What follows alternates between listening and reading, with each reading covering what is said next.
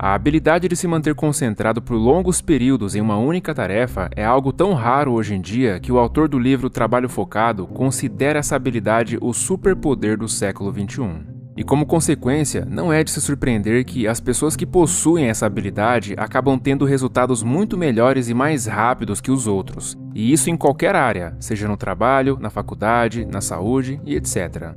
Mas disso você já sabe. A questão é, como fazer isso?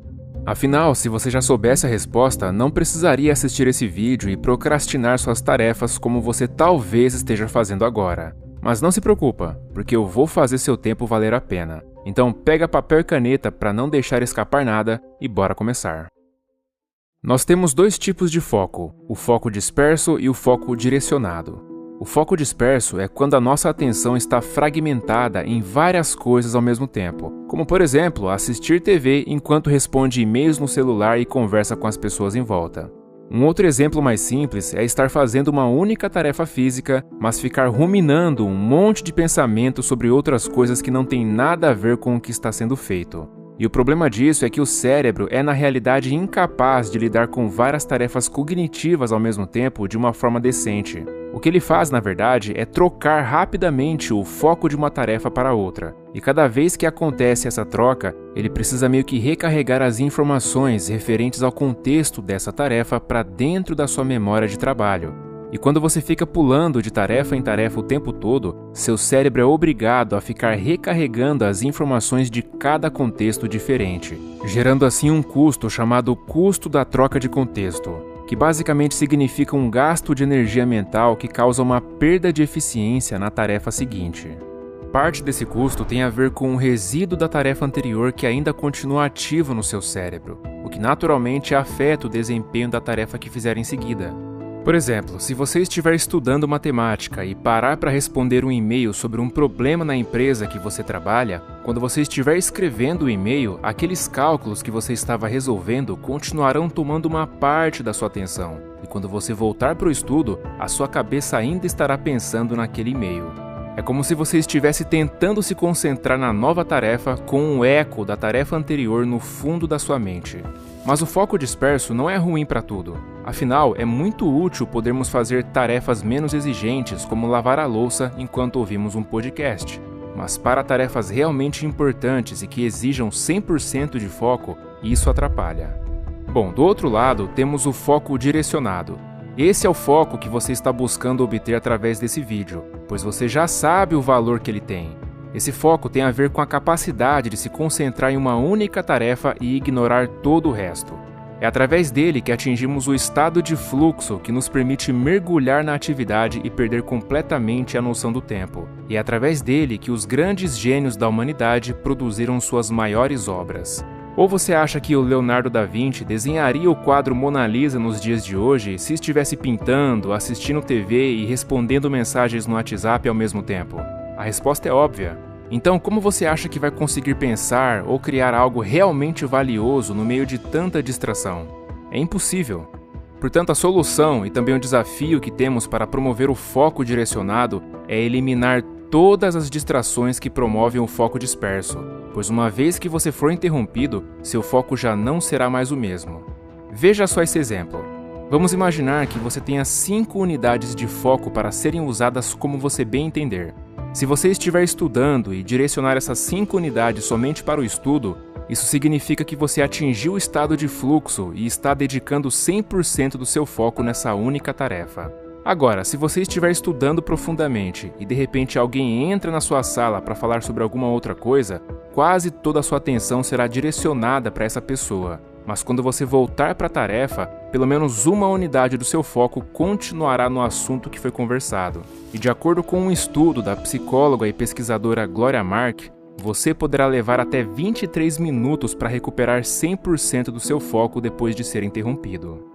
Mas o pior de tudo é que hoje em dia, todos nós andamos com uma coisa presa ao nosso corpo que pode ser considerada a maior máquina de distração já fabricada: o celular. Essa coisa acende, vibra e toca um som específico para cada notificação que recebe. E para nos distrairmos não precisa de muito. Basta o celular estar em cima da mesa com uma luzinha piscando sutilmente na tela. E mesmo que você tire ele de perto e coloque dentro da gaveta no modo silencioso, não vai demorar muito para sentir um impulso interno para dar aquela verificada nele e obter sua recompensa, pois isso é um hábito que levará tempo para ser quebrado. Mas apesar de o celular poder ser a principal fonte de distração que divide seu foco, ele com certeza não é a única. Uma outra coisa que pode estar contribuindo para isso é a sua fisiologia, a qual não costuma ser levada muito em consideração nesse contexto, mas o fato é que se você quiser extrair o máximo da sua mente, você também precisa cuidar do seu corpo. E uma das coisas que mais contribuem para um corpo saudável é o exercício físico, pois nosso corpo foi feito para se movimentar e não para ficar parado ou sentado o tempo todo. Os estudos são unânimes em apontar que o exercício físico melhora diretamente nossa capacidade de pensar e de se concentrar em tarefas difíceis. Outra coisa tão importante quanto é o sono, que apesar de muitos relutarem dizendo que conseguem viver bem dormindo apenas 5 ou 6 horas, os estudos são claros. A esmagadora maioria dos adultos precisam de 7 a 9 horas de sono por dia para conseguirem extrair 100% de seu potencial cognitivo. E aqueles que conseguem viver bem com menos possuem uma variação genética rara e representam menos de 5% da população. Outro ponto importante é a hidratação, tanto que um dos motivos que nos levam a ficar letárgicos depois de acordar tem a ver com a leve desidratação que nos encontramos nesse momento, pois ficamos longas horas sem beber água durante o sono. Por fim, um outro fator que afeta a sua fisiologia e que consequentemente afeta o seu foco tem a ver com aquilo que você come. Então não pense que aquele salgadinho que você come e aquela Coca-Cola que você bebe está impactando só o seu corpo, pois eles também estão impactando diretamente o seu cérebro e sua capacidade de pensar. Nos dias atuais, todo mundo já sabe o que é comida saudável e o que não é. Então seja um pouco mais criterioso com relação ao que você come se realmente quiser se concentrar melhor. Uma coisa importante a se levar em consideração é que a concentração é como um músculo. Quanto mais você a exercita, mais forte e resistente ela fica, o que significa que você vai conseguir ficar cada vez mais tempo concentrado de forma intensa. Assim como você começa pegando pouco peso na academia, você também começa esse processo suportando apenas alguns minutos de foco ininterrupto. Talvez você não consiga ficar mais do que 10 minutos concentrado hoje, mas se treinar todos os dias, na próxima semana pode ser que consiga ficar 15, e na próxima 20, e na próxima 30, até conseguir ficar mais de 1 hora inteira concentrado. E como exercitá-la, você pode perguntar? É simples, não precisa fazer nenhum exercício mirabolante. Basta você se forçar a se concentrar 100% no que estiver fazendo pelo máximo de tempo que conseguir e ir tentando romper essa barreira dia após dia, até que o ato de se concentrar por longos períodos se torne um hábito. Muita gente, ao ouvir isso, vai preferir esperar pelo momento perfeito para começar a colocar em prática. Quer dizer, elas vão esperar estar motivadas, com menos problemas, e se bobear vão esperar até que todos os planetas estejam perfeitamente alinhados. Mas isso é um baita erro, pois assim como qualquer outra coisa difícil e desgastante de ser feita, por mais benéfica que seja, nós precisamos nos forçar a fazer mesmo sem vontade. Então o ideal nesse caso é que você estabeleça uma rotina onde todos os dias você se dedique algum tempo a essa prática sempre no mesmo horário. Se conseguir, faça isso o mais cedo possível, num horário onde a maioria das pessoas ainda estejam dormindo, principalmente aquelas que moram com você, pois não haverão distrações externas e você estará com sua mente livre de qualquer resíduo deixado por tarefas anteriores. Não é à toa que diversos filósofos, artistas e escritores históricos preferiam começar a trabalhar bem cedo.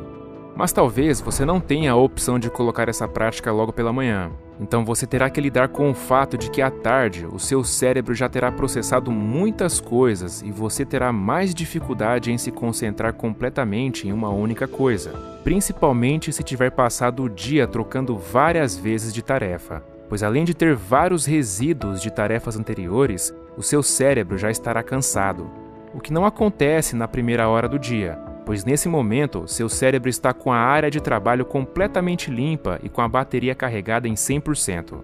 Então sim, à tarde será mais difícil, mas não impossível. Tudo o que você precisa fazer é dar um jeito de desestimular e descansar seu cérebro antes de entrar em estado de foco. E a melhor forma de se fazer isso é dando uma pausa adequada para ele.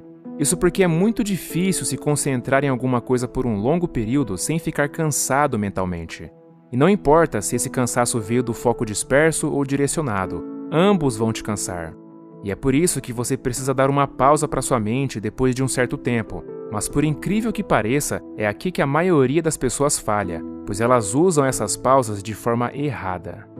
Veja, fazer pausas para descansar não significa pegar o celular, acessar o Instagram e ficar vendo vídeos engraçados, porque dessa forma você ainda estará bombardeando o seu cérebro com informações e trocas de contextos muito frenéticas, o que praticamente impossibilita que seu cérebro recarregue sua energia mental.